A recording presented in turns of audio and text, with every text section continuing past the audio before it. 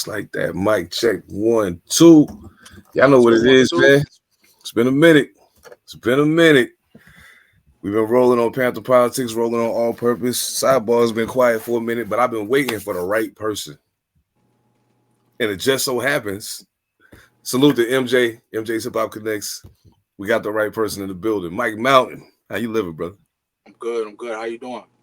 Maintaining, man. So for the people who may be unfamiliar, just give them some quick background, who you are, where you from, all that good stuff. All right, I'm Mike Mountain. That's MRC Mountain. I'm hailing from the Washington, D.C. area, Landover, Maryland to be exact. I've been doing this hip-hop for a good 35 years now. Yes, since I was 15 years old. I'm 46 now, so I've been doing it for a long time. And, I do boom bap. I do mainly boom bap, East Coast rap. I do Latin rap. I do a little bit of everything, you know what I'm saying? But it's mainly Latin rap and East Coast boom bap rap, freestyle, stuff like that. No doubt. Now, one of the things that people may know about you, and it's something that I'm glad I got turned on to, and as I was telling bro before we hit the button, that it gave me an opportunity. Hearing the most recent project gave me an opportunity to go back and hear the previous parts of the trilogy. But tell me more about what actually inspired the Piragua trilogy. Am I saying that right? Piragua? Yeah. You got it. Okay. Basically, I just saw a picture. Off the internet. I decided to make a CD cover off of it, and I wanted to make an album around it. I saw a picture of a Piragua cart. You know what I'm saying? A cart that the guy that brings the Piraguas around. He shaves the ice and he puts the flavor on it and gives it out in cups. He pushes a cart around, and I saw a picture of a cart. And it reminded me of the joints that I had when I was a kid at the Spanish festival. So no doubt, I was like, all right, so that's part of my heritage. Let me incorporate that somehow. You know what I'm saying, and try to, build a concept around it. So I was like, all right, I'm gonna make it so that like each song is like a Piragua, is like a different flavor. You know what I'm saying, and I'm gonna call it Piraguas, and that's what I did. So I came out with Piraguas, and then when I wanted to come out with the second album, I called it Mas Piragua, and then the third album was called Triple Piragua. You know what I'm saying? Just to give them more flavor. You know what I mean? No doubt, absolutely. Now that's that's lit, because I find that interesting, because I always find it to be dope to find out where the inspiration came from something, because you automatically assume people have their own assumptions about how we get inspired as artists to create. So knowing that it came from something, like I told people before, I could pass by a sign on the highway that says something fly, and I'm like, oh, I could make a song out of that. Right. You know what I'm saying? Oh man, now I know. And this is something that a lot of people who watch the podcast and listen to the podcast are going to want to know, especially independent indie artists that are tuned. Listen right now. I know your online store, your merchandise is a big part of your movement. You know what I'm saying? So, right. Oh, no doubt. So, tell me a little bit more about, especially the Triple Piragua merch that you got going out, and what's some of the stuff that we can be looking for that's like out of the norm? Because everybody do t-shirts, but Well, I got sneakers. If y'all go to triplepiragua.com, I got sneakers. I got women's slide-on shoes. I got women's running sneakers. I got kids sneakers. I got that's something that I offer that a lot of people don't have right now. I got basketball shoes, for men. I got running shoes for women. I got beach towels. I got shot cups. I got I got so many different stuff, man. Each for a different theme. You know what I'm saying? I got stuff. Stuff. I got shirts that say Triple Piragua. I got shirts that say Piragua. I got shirts that say Mas Piragua. I got shirts that say Come Lick My Piragua for the ladies. I got nice.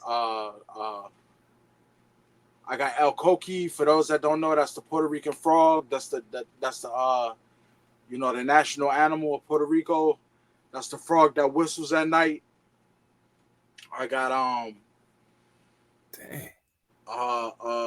pastelones. You know, that's Puerto Rican lasagna made out of plantains instead of noodles. I got, you know, pastelones, which basically stands. It's like a metaphor for like money stacks or wads of money. You know what I'm Mm, saying? Stacking pastelones. I got different stuff. You know what I'm saying? I got oye nena. You know, for the ladies, which is like, you know, hey mommy, you know, come here. You know, I got different stuff. You know, I got baby doll t-shirts. I got, you know, ladies baby doll t-shirts or boyfriend t-shirts or what they call them. I got men's t-shirts. I got snapback ball caps. I got bucket hats. I got everything, man. Chanclas or slides, flip flops or whatever, what have you. I got everything, man. man. You know, and the CDs are there as well. I got physical CDs. I got downloadable digital downloads of the albums of the Piragua series, of Piragua, Mas Piragua is a triple Piragua. I got physical copies. I got I actually, when you buy the items, every shirt that you buy or every item that you buy comes with a free download, whether it be an album or it be a song download. So All right. every one comes with a different one, you know. So there's a goodie in it for everybody. But that's at triplepiragua.com. You can also buy merchandise and music at mikemountain.com. That's micmountain.com. And yeah, man, I got something for everybody, man. You know, of all ages. You know. That's dope. That's dope. It seems like, unlike most people, it seems like you were thinking across the whole scope because you know the funny thing, and I'll just impart this to other independent artists that may be listening right now. What he's saying is absolutely what you should be thinking. Outside of the box, sell people something that they're going to use, but that other artists aren't selling them. And the thing you got to remember is if your design is dope enough, it might be somebody that never even heard your music, but they just see the design and think it's fly. And Yeah. before you know it, you know what I'm saying, you selling merch to people who ain't even tuned into the music, and maybe that brings them to the table. So Yeah, exactly. Because they get that free download and they're like, hey, well, what's this? You know, they might like the music as well. They might just like it. You know. exactly, you never know. So I gotta ask you, coming from the area you from, especially considering the time span. Like I know like go-go and house and all of that stuff. Like all of that stuff is really big in the DMV area. So being Well, a boom the bap, go go is yeah, well, yeah, yeah. yeah, yeah, yeah, yeah. When I think of DMV, I keep thinking of DC. I'm so I'm so in my own home. I keep forgetting that it's Baltimore and Richmond and all that other and VA, you know, Virginia Beach and all of that. I Oh keep yeah. forgetting all about that, man. I keep thinking that. So I'm thinking, yeah, you know, go. I don't know about that house, but I forgot, you know, Baltimore's a part of the DMV. But I'm sorry, I ain't mean to cut you off. Oh no, you good. You good. That's actually a good point. So I mean, like how rough was it like for when you first started making music and getting out doing shows and all of that stuff? Like how hard was it to kind of like make an impression in the area, being that boom bap wasn't like the dominant sound, you know what I'm saying, in the area? Um, well, you know, the dominant sound was go go, so it was hard to be a MC in the DC area. You had to find your niche, you know, your niche spots that cater to hip hop and spoken word and, you know, spoken word and poetry and hip hop and stuff like that. So you would have to go to certain places like college towns like College Park, University of Maryland, or you would go to Howard University out there on U Street, Florida Avenue. You know, different places like that to really get your shine on and do the hip hop thing. You know what I'm saying? Because everything else was just go go. And if you did hip hop, it would be best for you to, you know, do a hip do it do you know, do it over go go. You know what I'm saying? Or do it with a go go band because that was your best way to get support from people in the area. Because people were just all about go go in DC and PG. You know what I'm saying? Montgomery County and all of that. So No doubt. you know what I'm saying? It was more so about, especially in the '90s, it was all about go go. People they considered you a Bama if you was it was, oh, you trying to be like New York, or you know what I'm saying, when you know what I mean. So it was that's how it was. You know what I'm saying? People were very closed minded and very about the area and about the city and the surrounding area and nothing else. You know what I'm saying? At the time, things changed when the internet came around and the internet started getting big. That's when people started doing more hip hop. You know what I'm saying? Because the world started getting smaller. Thanks. Because we could reach each other. You know what I'm saying? The slang started getting around more, and people started using each other's slang from different cities. You know what I'm saying? New York niggas, New York people. I don't know if you could curse or whatever. Excuse me. Oh man, say whatever the fuck you want. It's all good. Yeah, but New York niggas was saying Mo. I was like, hold on, Mo. I thought DC niggas was saying that. Then I found out that Chicago dudes was saying Mo. So it became a small world. The internet. So a Oh lot of yeah. things that was considered, Bama stuff or Bama-fied was, that's a word that DC dudes will call anybody that came from out of town or that was different. If you was from DC and you was different, or if you was not from DC, they would call you a Bama. You Oh know what I'm yeah. saying? So I got that family was out that there. was like that was the worst thing you could be.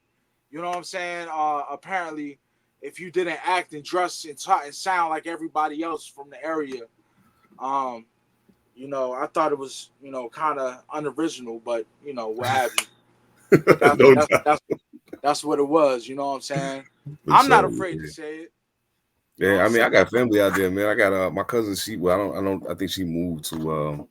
I think she might have moved out to PG County now, but she from DC, from Southeast. Yeah, So yeah. like, PG County. It's all the same area. It's all the same area. It's connected. It's the same area, man. It's the same area, man. You walk two steps and you in DC. You walk another two steps, you in PG. no You walk doubt. another two steps, you in Virginia. It's the same area, and Yeah, people it's get all. that. People don't realize how like when they say the DMV, I'm like, you don't understand how tight that cluster really is. Like it's Yeah, it's way tighter than cluster people is think. the perfect word. Cluster is the perfect word because it's all together. No doubt. It's all So I together. mean, I'm curious too because as I was listening through the album, I was like, man, the sounds caught my attention. You know what I'm saying? Because it's like you dug into some places that a lot of people don't go to kind of like build the soundscapes and kind of to convey what you was trying to put across. So tell me a little bit about the process in creating the project. You know what I'm saying? And what some of the influences that kind of helped you get through it. Well, growing up, being a hip hop head, you know what I'm saying. Growing up, watching videos and listening to the radio. I always liked Latin hip hop.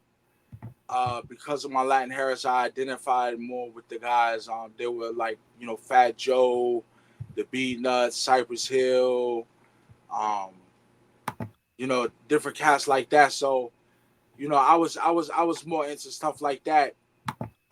Well,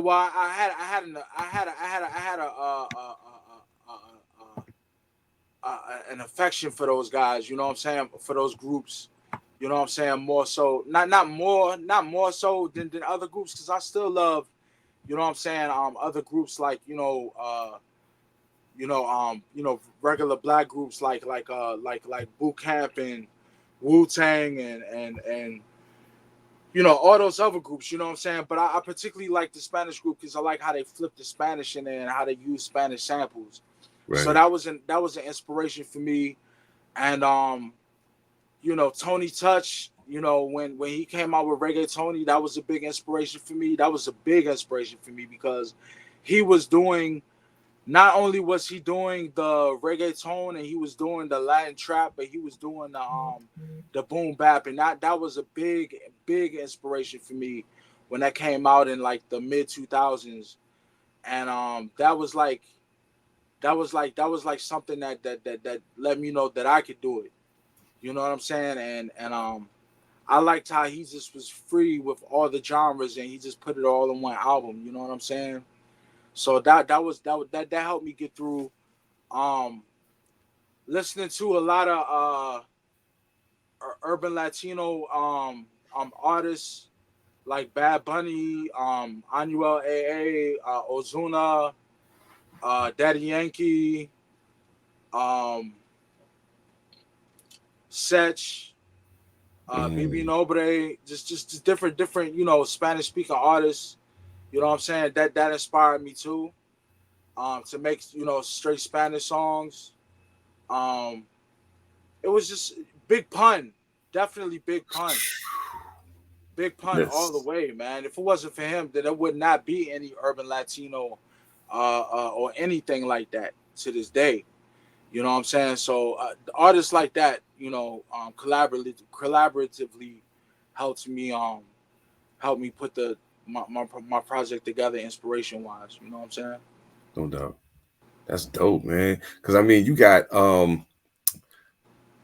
like what would be some cats wish list of features. I mean, you got some killers on here, man. You got Thurston Howell the third. You got Psycho Les. Salute to Psycho Les and Juju the Beat Nut. Salute to y'all, absolute legends in the game. Don't get this respect y'all deserve, in my opinion. You got Prince Poe from the Mighty Organized Confusion. Shabam Sadiq, my man. Bam, you still owe me an interview, dog. We'll talk.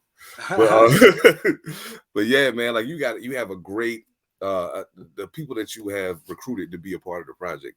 There's nobody that you have on the project that detracts from what you had them do. You know what I'm saying? Like everybody adds to the song when they come on. So I mean, like what's it like working with some of these guys, like some of the guys that we as artists coming up through the pipeline kind of looked up to these people, you know what I'm saying? And admired their work. So like, how did it kind of come together as far as working with them? Is it already like just based off relationships you built over time, or? Yeah, all of them are family. With the exception of Psycho Les, who I haven't known for long. Everybody's family.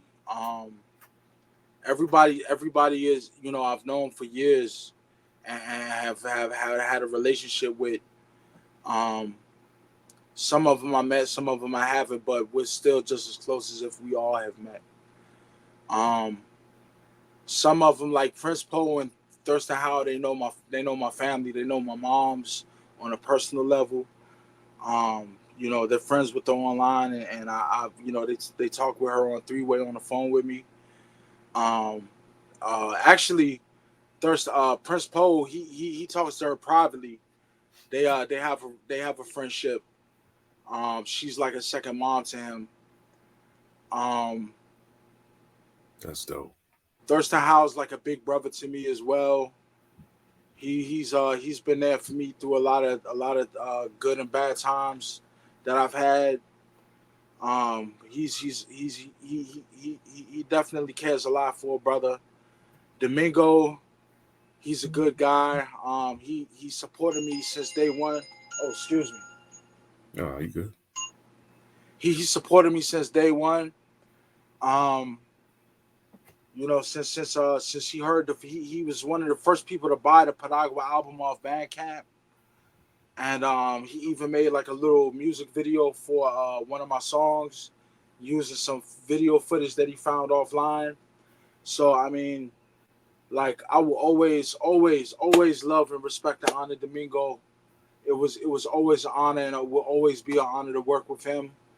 Um, it's basically like a dream come true, man. It's like a dream come true. Just having these experiences in my life before I die, I'll be able to say I did these things. I may not be the richest person in the world.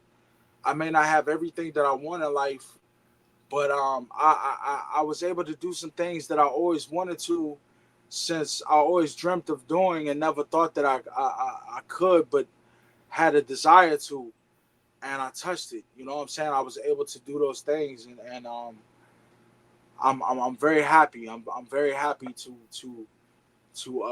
have that under my belt, and say that I work with such talented and great individuals, great people in life. No doubt, man. That's powerful, man. I remember the first time I met Domingo.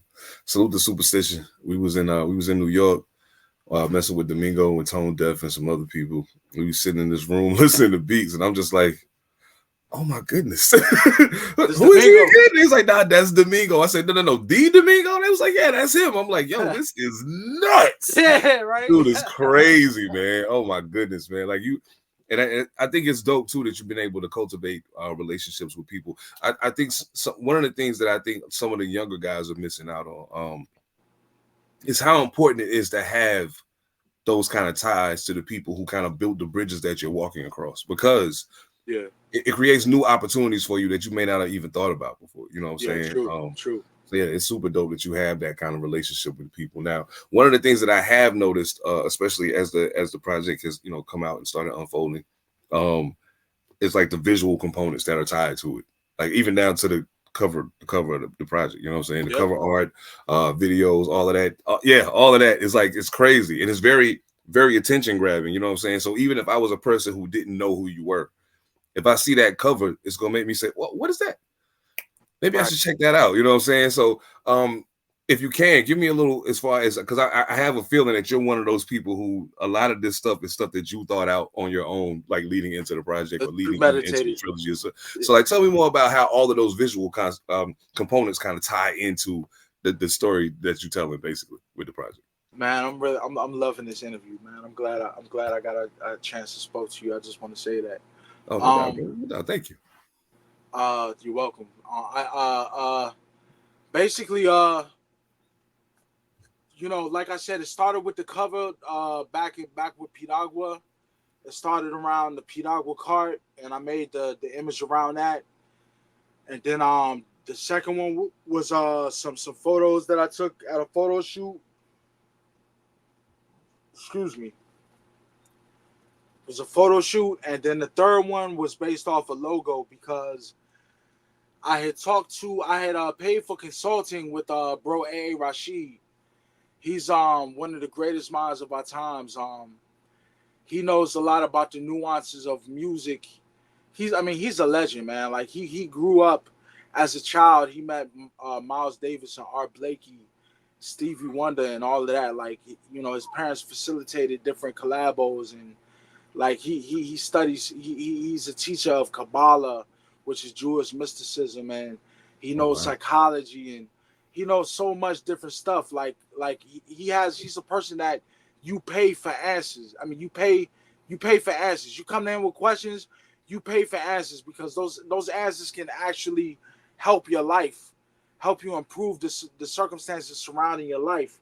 So I paid him for consulting, and he said, what you want to do is you want to get a brand with your music, and you want to push the brand along with your music.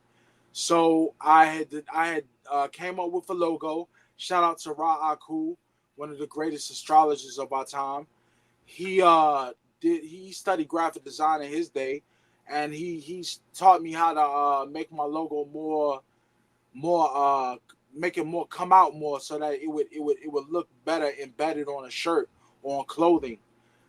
He made the contour lines more thicker. Basically, he told me to make the contour lines more thicker.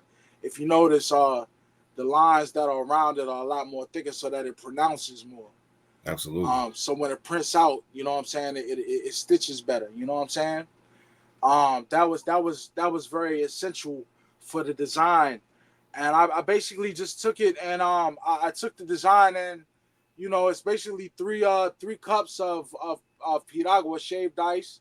One is green, one is blue, one is yellow. The yellow stands for Latin trap, the blue stands for East Coast boom bap hip hop, and the blue stands for hip hop, and the green stands for reggaeton. And it says piragua in the igloo type of icy font, that's recognizable. You stick with what works. You know what I'm saying? For sure. Stick with what works. What sells. You don't want to reinvent the wheel. You know what I mean? So I just went with that, and I used it for the CD cover, and I used it for the basis of the design of my merchandise, and that's what it is. I got a copy written, and it's my logo, and that's what I'm rolling with, and I used it as the basis for the whole visual concept of the album. You know what I mean? That's fire, man. God. See, that's what you call young artists that's listening. This is what you call game planning an entire project. A lot of times you just worry about recording the songs, Yeah, You just yeah. record the songs. Like this, it's so much more that goes into it. And watching you now makes me think to myself, how did I not see this before? I'm late to the party. I'm late to the party, but I don't mind being late to the party if I get there and have a good As time. long And as I you're here, as long as absolutely, you're here, right? As long as you're here. That's right. I showed up and I'm having a ball. That's all that really matters. Um, so I guess, of course, with new music out and all of these things, the first question that most people are gonna ask, so I gotta ask: any plans to tour? Any, you know, what I'm saying, what's next? I don't have any plans to tour right now, but I just plan on pushing the album more. I may do some more videos. I'm not sure right now. I did all the videos that I was supposed to. Right now, I'm working on the next album. I got Mm. an album with me and a producer named Seen the Dream. He's from the DMV area as well. Seen the Dream. Me and him have an album called Mountain Dreams. Shout out to A Rashid again. He's on the album as far as some appearances that he's doing. Oh, He did the outro and the intro and a couple of skits. The whole album is produced by Seen the Dream. Seen the Dream also does at least one feature verse on it, and it's going to be a good album. Um, as far as the Piragua series, I do as I get more money, I plan on doing more videos to help the shelf life for the albums, not just Triple Piragua, but Piragua, Mas Piragua, and Piragua. You know, to advertise the albums. You know what I'm saying, and get them out there. Um, because there's so many good songs that I feel that are on the albums that need to be demonstrated and showcased. You know what I mean? absolutely. So Yeah. I'm definitely want to do that more. Like I'm not into performances as much as I used to be, but I'm definitely into doing videos because I feel like a video, a performance is good and everything. You get out, you get to meet people and stuff, but it's so temporary. When you Yes, do a video, it's like a performance that anybody can see at any given time, over and over again in perpetuity. You know what I mean? that's a dope way of looking at that. I never even thought about it that way. I'm a stage hound. I try to get, I try to get on every stage I could possibly get on. So like it's to hear it in that way though does definitely make me think about it in a different fashion. Like you could totally, that definitely changes, like you said, the shelf life of a project, and Yeah, changes the way people are able to engage with it who may be like myself who come late to the party. You know what I'm saying? So now instead of having the one or two videos that you may have dropped originally for the project, now they have three or four or five that they can say, man, I'm five in, like this album got to be crazy, like I just got to go get it I now. gotta get it. Exactly, Yeah, exactly, that's exactly. what's up. So I got one last question for you, bro, and it's one that I don't ask a whole lot, but I ask artists that do pick really good features and their features sound good on their records. So who have you not worked with that you would like to work with? I want to work with Redman. I could totally hear that. I want to work with Redman. Like he's the he's my favorite rapper ever. He's my Mm. favorite rapper ever. I would like to do something with Juju of the Beat Nuts. He's one of my favorite rappers. Um, it's a lot of MCs out there that I will work with. I can't say the names off the top. Like I don't, it's a lot of new rappers, but like I feel like I'm not in a rush to work with the newer rappers.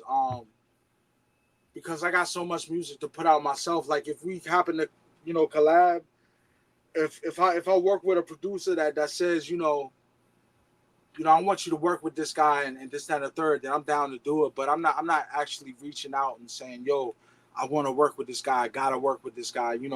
But I wouldn't mind working with, terminology or, Mm. I still want to do a song with Runt Dog. That's my people's actually, Runt Dog from Gilla House. No doubt. We supposed to do a song together. Um, I don't know, man. It's a lot of people that I would like to do a song with. You might hear a song with me and Chris Rivers. You might not. You might hear a song with me and Curious. You might not. I mean, I don't know. There's things in the works. There's things that might happen. There's things that might not happen. You know what I'm saying? We just have to see. You know what I'm saying? I feel it. Absolutely. Absolutely. Well, man, hey, look, at the rate you're going right now, and with what I heard already, just so you know, I'm about to once I get done chopping and screwing everything to get ready to put this out tomorrow. I'm going back to Spotify and take the dive back in. And ladies and gentlemen who are tapped in right now with Side Barz, I implore you to do the same. If you love hip hop, and a lot of y'all claim y'all love hip hop, if you really love hip hop and you like your hip hop with a little extra flavor, you know what I'm saying? Like not, and it's nothing wrong with other stuff, you know what I'm saying? But when you get them artists that put that extra seasoning on it that you wasn't expecting, it could change your day. Tap in with Mike Mountain. If you could tell them how they can find you online, on socials and all that good stuff. You can find me at the Real Mike Mountain. That's the Real MIC Mike Mountain. The Real MIC Mountain. At Instagram or TikTok. I'm also Mike Mountain Music at Facebook. Mike Mountain at Twitter. I'm all over the place. MIC Mountain. You can also look up hashtag Triple Piragua. That's TRIPLEPRIAGUA. Just look me up, Google me, Mike Mountain. I'm everywhere. I'm on Spotify. I'm on all digital platforms. Just check me out. I'm here. You know what I'm saying? I'm here, and contact me if you need to. MikeMountain.com, TriplePiragua.com, and I'm on SoundCloud, all that good stuff. So. No doubt, man. Thank you so much for your time. Thank you so much for your contributions to the culture. Thank you so much, man. Hey, y'all make sure y'all lock in with Mike Mountain, man. Y'all already know what it is. Y'all know Seven Da Pantha, Pantha Politix, Side Barz. We ain't gonna bring you no bull. We don't rock with nothing but the dope over here, man. Y'all make sure y'all lock in with bro. Make sure y'all lock in with us. Tell a friend and tell a friend. Comment, subscribe, all that good stuff. Salute the Pretty King. Salute the Echo Limitless. Salute to the rest of the Pantha Politix Network family. We'll catch y'all next time, fam. One.